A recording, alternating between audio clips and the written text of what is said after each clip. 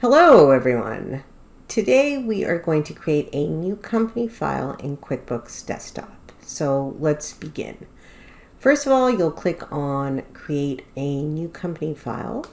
It will take you to the screen where you have the option of either creating a new file based on Express Start. You can do detailed start, or you can create a new company file based on an existing one if you already have one. Today we're going to look at how to create a company file using detailed start, which is where you can input all of the information right away and it will be set. So you don't have to worry about entering these details in the future. So let's click on detailed start. You will put in your company name. For me, it's a Sherlock Holmes Detective Agency. The legal name pre-populates. You can enter your address, your city.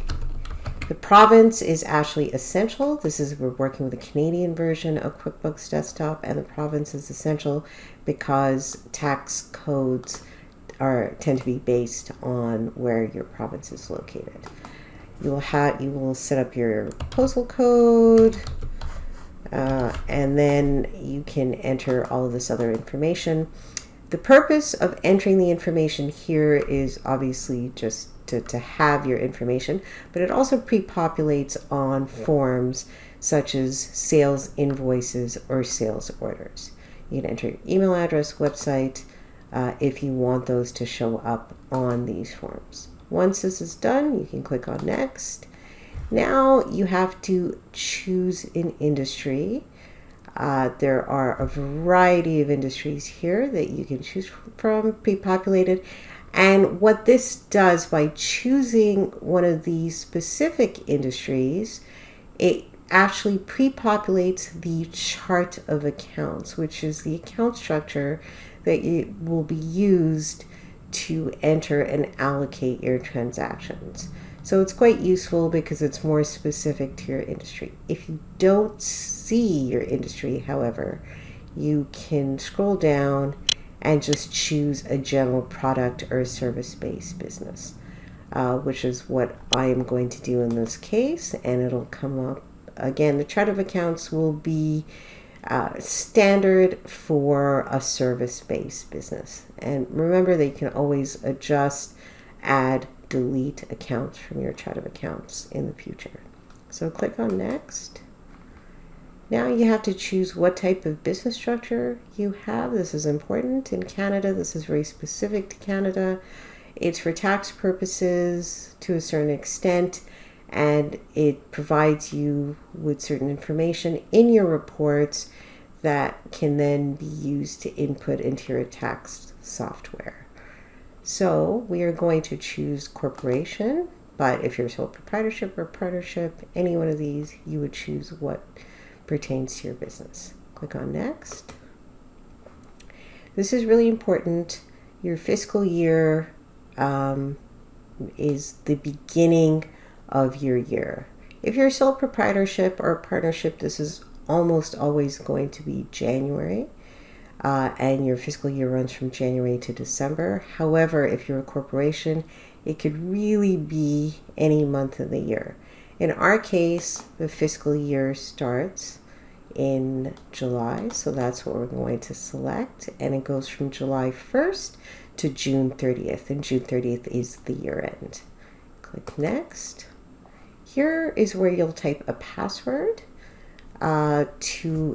which is required to access your file in the future. Make a note of this password. You don't want to lose it. And then you'll click on Next. This is really important. Where you're going to save your company file.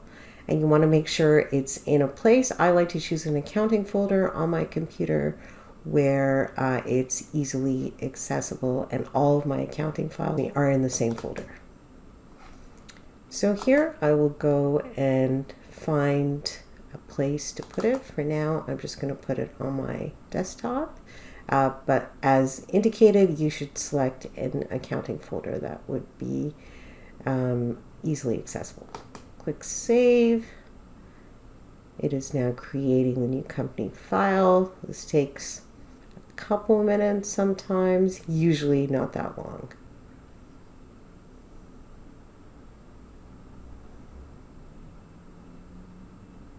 Okay, so now it's going to ask you about the features that you intend to use. Remember, the thing to remember is all of this can be changed. Nothing is set in stone. Just for now, use whatever the best information that you have at this time. So click on Next. What do you sell? The Sherlock Holmes Detective Agency sells both services and products. So I'm going to click on that and click Next. I don't sell online, but I may want to someday. That works for my business. So I'll click on Next. Do you charge sales tax? Many of you will. If you do charge sales tax, you will have numbers.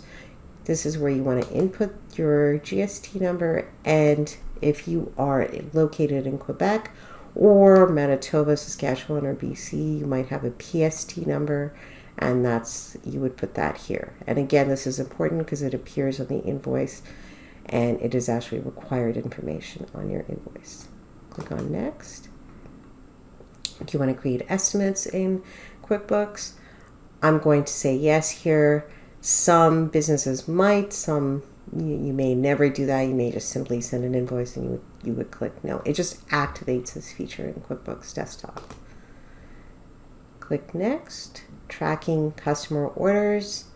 Do you want to track sales orders? So this is if you prepare a sales order, send it to the customer, and then they approve it, and then it gets converted into an invoice. So we'll click on yes for now. We can deactivate it in the future if we want. Do you use statements? This is when you send a statement to a customer with a list of all of the invoices for which they owe you money. This is a very useful feature especially for customers who tend to pay their invoices late and need a gentle reminder. Click on Next. Use progress invoicing. I'm going to say no. This is great if you're in construction or a contractor or a consultant who bills at once a major milestone has been achieved. So click Next. Do you want to keep track? I would say definitely say yes to this because it allows you to enter bills that you can then pay at a later date, and it makes it very easy to track how much you owe and manage your cash flow. Click Next. Do you print checks? Some of you do. Some of you just may have converted fully to making payments online by credit card or e-transfers. So you can choose the option that pertains to you. I don't plan to use checks. I don't like them. They're a pain. So let's move on. Are you tracking inventory? So inventory, this you want to think about. If you only sell services, chances are you don't have any inventory. It's not necessary to activate this. If you do have products and you want to track them every time they're sold and have indications of when to reorder your inventory or manage it, then you can leave this on. So I'm going to click yes because the Sherlock Holmes Detective Agency does sell products such as microphones and surveillance equipment. So I think this is useful for me. Click Next. Do you accept credit cards? So there's a way in which you can actually apply to QuickBooks to directly accept credit cards, making the whole payment process very easy. They charge a fee, but it is something to consider. You go through an application process as you would with any other merchant service provider, and then you can accept credit cards by directly sending out invoices. I am going to select the middle option as this is something I will think about in the future. Do you want to track time? Is it important that you show your customer how much time you are spending on a particular project? Or do you just want to track time for internal purposes, have employees or subcontractors enter time then this might be useful. If not, you can just click no. Click next. You have employees. If you do, this will activate the payroll functionality in QuickBooks Desktop. This is something that you have to pay for separately and monthly. So something to consider. You can either use the built-in payroll functionality in QuickBooks Desktop, which is quite good, or you could have a third-party external service do it for you.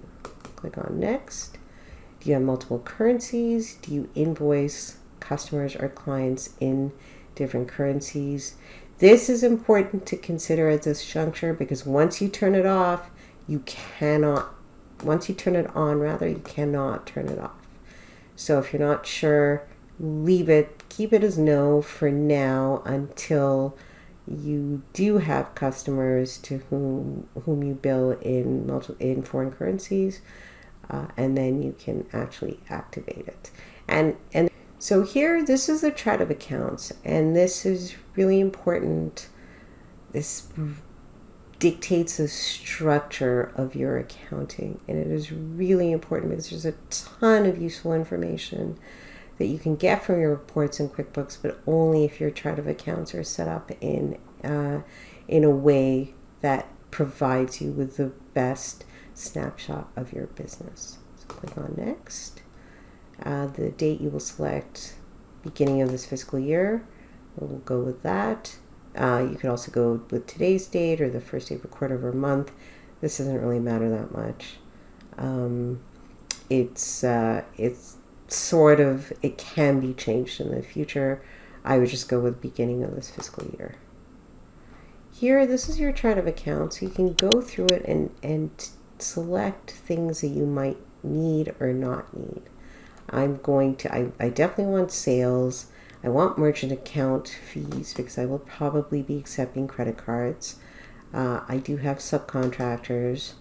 I don't really have workers' comp premiums per se that I want to track separately. I might want to use a different account. I do have business licenses and permits. And so you would just kind of go over dues and subscriptions as something that most businesses have.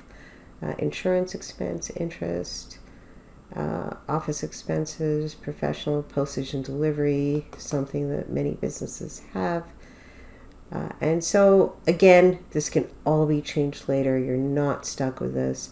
So just choose the accounts that you feel are pertinent to your business at this juncture, and then later on you can go in and change them.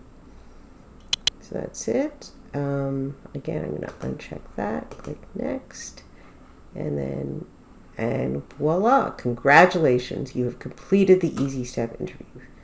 So now you will enter your critical business info using the QuickBooks setup. Let's go to the setup. And this is where you can add your customers, the products that you sell, and your bank accounts, which we will cover in another tutorial. Thanks for listening. Have a great day.